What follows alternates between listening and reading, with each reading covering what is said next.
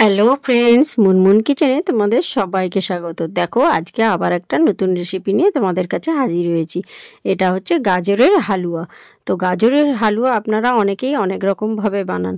তো আমি কিভাবে বানাচ্ছি সেই রেসিপিটাই আজকে তোমাদের সঙ্গে শেয়ার করেছি। তো দেখো, দেখতে কত সুন্দর হয়েছে এবং কালারটাও কত সুন্দর হয়েছে। তো একবার আমার মতো বাড়িতে ট্রাই করে দেখো। এবারে দেখো, তার জন্য প্রথমে আমি নিয়ে নিয়েছি 500 গ্রাম গাজর। এবার গাজরগুলোকে ভালো করে ছিলে ধুয়ে একটা পাত্রের মধ্যে রেখে দিয়েছি। দেখতে পাচ্ছ গাজরের গায়ে যে খোসাটা থাকে সেটাকে আমি ভালো করে ছিলে নিয়েছি, নিয়ে একটা পাত্রের মধ্যে রেখেছি। এবারে এই গাজরগুলোকে একটা গ্রেটারের সাহায্যে এইভাবে ঝুরো ঝুরো করে গ্রেড করে নিতে হবে। তো দেখো, আমি যেভাবে করছি সেইভাবে তোমরা একবার আমার মতো বাড়িতে ট্রাই করে দেখো। তো গাজরগুলো ঠিক খুব মিহি করে ঝুরো করতে হবে। যত ভালো করে মিহি করে গ্রেটারের সাহায্যে ঝুরো করবে তত দেখবে রেসিপিটা ভালো হবে। দেখতেই পাচ্ছ, তোমাদেরকে আমি গ্রেটারের সাহায্যে গ্রেড করে দেখালাম যে কিভাবে গাজরগুলো ঝুরো ঝুরো করে গ্রেড করতে হবে। এইভাবেই তোমরা একবার বাড়িতে ট্রাই করে দেখো। এইভাবে যতগুলো গাজর ছিল, 500 গ্রাম মতো গাজর, সব গাজরগুলোকেই দেখো আমি কি সুন্দর ঝিরিঝিরি করে গ্রেড করে নিয়েছি। একদম এইভাবে মিহি ঝিরিঝিরি করে তোমরা গ্রেড করে নেবে। এবার সব যে কটা গাজর ছিল সবগুলোই আমি একই রকমভাবে কেটে ঝুরো ঝুরো করে একদম একটা পাত্রের মধ্যে রেখে দিয়েছি। এবারে এর জন্য কিছু ড্রাই ফ্রুটস নিয়েছি। দেখো, কাজু নিয়েছি 25 গ্রাম, এটা হচ্ছে আনমোল বাদাম, এটাকে আমি এখনও কুচো করিনি, তো পরে আমি ছোট ছোট করে কুচো করে নেব। আর নিয়েছি কিছু কিশমিশ।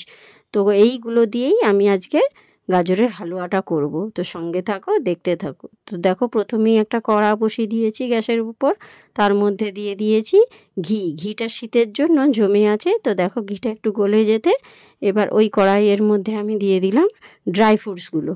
এবার যে আনমোল বাদামটা আমি তোমাদেরকে বলেছিলাম সেই বাদামটা দেখো ঝুরো ঝুরো করে আমি কুচি করে নিয়েছি। এবার সব ড্রাই ফ্রুটগুলোকে ঘিয়ে লাল লাল করে একটু ভেজে নিতে হবে। এই সময় গ্যাসের ফ্লেমটা একটু কম রাখতে হবে, একদম লো ফ্লেমে এই ড্রাই ফ্রুটসগুলোকে ভাজতে হবে, না হলে একেবারে ড্রাই ফ্রুটসগুলো চুঁয়ে যাবে এবং খেতেও ভালো লাগবে না।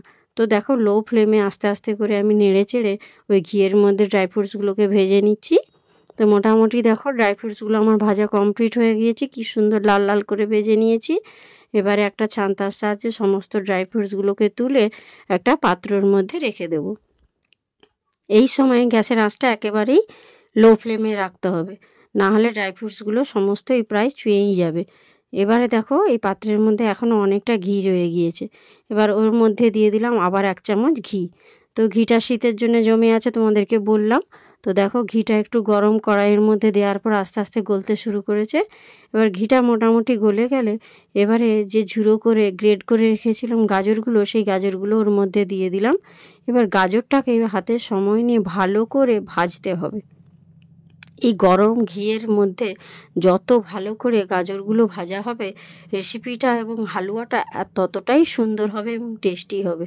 পুরো রেসিপিটাই এভাবে ঘিয়ের মধ্যেই তোমাদেরকে ভাজতে হবে। দেখো, ভাজতে ভাজতে গাজরটা কত কমে গিয়েছে এবং কালারটাও কতটা চেঞ্জ হয়ে গিয়েছে, একদম কমে যে একদম অল্প হয়ে গিয়েছে। এইভাবে ভালো করে নেড়ে চেড়ে ভেজে নিই। এই পর্যায়ে দেখো, আমি নিয়ে নিয়েছি 200 গ্রাম চিনি। তো 500 গ্রাম গাজরের হালুয়া করার জন্য নিতে হবে 200 গ্রাম চিনি। তো তোমরা যদি মিষ্টি কম খাও তাহলে 150 গ্রাম চিনি দিতে পারো। এইভাবে 200 গ্রাম চিনিটাকে কড়ার মধ্যে দিয়ে ভালো করে চিনিটাকে নাড়াচাড়া করে গাজরটার সঙ্গে মিশিয়ে নিতে হবে। যতক্ষণ না চিনিটা গলে যাচ্ছে ততক্ষণ এইভাবে খুন্তির সাহায্যে তোমাদেরকে নেড়ে চেড়ে ভেজে নিতে হবে। দেখো, নাড়তে নাড়তে একটা সময় চিনিটা প্রায় গলে গিয়েছে। এইভাবেই ক্রমশ নাড়তে থাকতে হবে। এই সময় গ্যাসের ফ্লেমটা কিন্তু একদম লো রাখতে হবে, না হলে তলায় ধরে যেতে পারে এবং লেগে যেতে পারে। দেখো, এবারে আমি একটা ঢাকনা দিয়ে ঢেকে দিলাম। ঠিক মিনিট 5 মতো ঢাকনা দিয়ে রাখলাম। তাতে দেখো গাজরটা কত সুন্দর জোরে গিয়ে একদম অল্প হয়ে গিয়েছে এবং যে চিনিটা দিয়েছিলাম সেই চিনিটাও একদম গলে গিয়েছে, দিয়ে একটা রসালো ভাব এসেছে, একদম চিটচিটে রসালো মতো হয়ে গিয়েছে। দেখো, গাজরগুলো আমার একদম সেদ্ধ হয়ে গিয়েছে। এবারে যে ড্রাই ফ্রুটসগুলো আমি ভেজে রেখেছিলাম ঘিয়ে, সেই ড্রাই ফ্রুটসগুলো ওর মধ্যে দিয়ে দিলাম।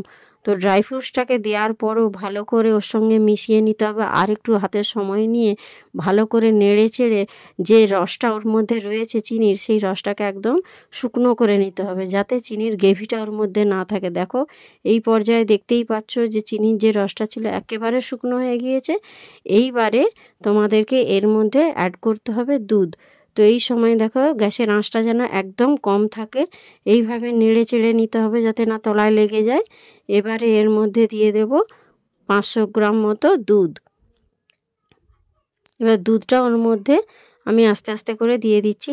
আমি দিলাম লিকুইড দুধ, তোমরা চাইলে এখানে প্যাকেট দুধ বা আমুল দুধ ইউজ করতে পারো, কোনো সমস্যা নেই। দুধটা দেওয়ার পর দেখো ভালো করে নেড়ে চেড়ে একদম মিশিয়ে নিতে হবে, দিয়ে একটু ফুটতে দিতে হবে। দুধের মধ্যে যত এই গাজরটা ফুটবে তত দেখবে হালুয়াটা অসাধারণ হবে। এইভাবে তোমাদেরকে হাতে সময় নিয়ে ফুটিয়ে নিতে হবে। গাজরটা একটু ফুটে গেলে দেখবে গাজরটা যে সেদ্ধটা অল্প বাকি ছিল সেটাও সেদ্ধ হয়ে যাবে এবং রেসিপিটা অসাধারণ হবে। এইভাবে দেখো 5 মিনিট মতো হাতে সময় নিয়ে একটু ফুটিয়ে নিতে হবে এবং মাঝে মাঝে খুন্তির সাহায্যে অনবরত নাড়তে হবে। তো দেখো যে দুধটা ছিল একেবারেই শুকনো হয়ে গিয়েছে, যে দুধটা ওর মধ্যে এক্সট্রা দুধটা ছিল একদম শুকনো হয়ে হালুয়াটা আমার একেবারে রেডি। এবারে দিয়ে দেবো এর মধ্যে 1 চামচ ঘি। গ্যাসের ফ্লেমটা বন্ধ করে আমি ঘিটা অ্যাড করব। তো ঘিটা তোমরা না চাইলে নাও দিতে পারো, কিন্তু ঘিটা দিলে আমার মনে হয় খুব ভালো লাগবে এবং এর একটা আলাদা সেন্ট আছে। নামানোর পর এবার দিয়ে দেবো 3টে ছোটো এলাচ আমি গুঁড়ো করে রেখেছিলাম, ওই এলাচটা এবার ওর মধ্যে দিয়ে দেবো। এই সময় গ্যাসের আঁচটা আমি বন্ধ করে দিয়েছি। বন্ধ করেই একটা খুন্তির সাহায্যে ভালো করে ওই ঘিটা আর যে এলাচের গুঁড়োটা ছিল ভালো করে মিশিয়ে নিচ্ছি। দিলে দেখবে এবারে হালুয়াটার টেস্টটা কত সুন্দর হবে। ঘিয়ের একটা আলাদা মাত্রা আছে। এইভাবে দেখো আমি 2 মিনিট এখন রেস্টে রেখে দিলাম। এবারে দেখো হালুয়াটা আমার একেবারে রেডি। কত সুন্দর দেখতে হয়েছে এবং কালারটাও কত সুন্দর হয়েছে।